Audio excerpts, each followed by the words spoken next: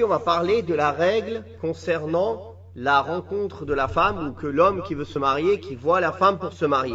Est-ce qu'il est permis à cette femme de s'embellir, de se maquiller, de mettre ses plus beaux vêtements? On pourrait comprendre de ces versets et du hadith aussi de la femme qui avait perdu son mari et qui s'est embellie pour les gens qui voudraient la demander en mariage, que tout ceci est permis. Effectivement, c'est permis, mais de manière convenable. Qu'est-ce que cela veut dire? Cet homme qui vient la voir, il n'est pas encore son mari.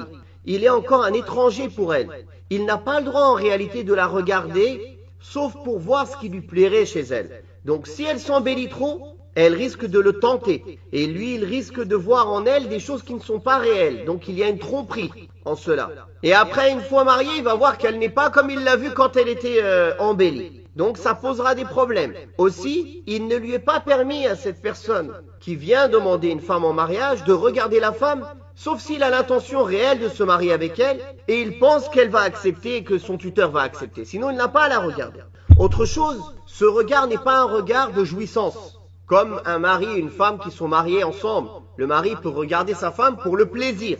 Alors qu'un homme qui vient voir une femme pour se marier, il n'a pas le droit de prendre du plaisir à la regarder. Il doit juste regarder chez elle ce qui lui plaît, ce qui pourrait le pousser à se marier avec elle. De ce fait-là, c'est pour ça qu'il lui est permis de s'embellir, mais d'une manière convenable. C'est-à-dire de mettre des vêtements, ce qu'elle met habituellement. C'est-à-dire elle ne met pas ses plus moches vêtements. Il lui est permis de s'embellir légèrement, mais ce ne doit pas être ni tentant pour la personne qui vient la regarder pour le mariage, ni une tromperie.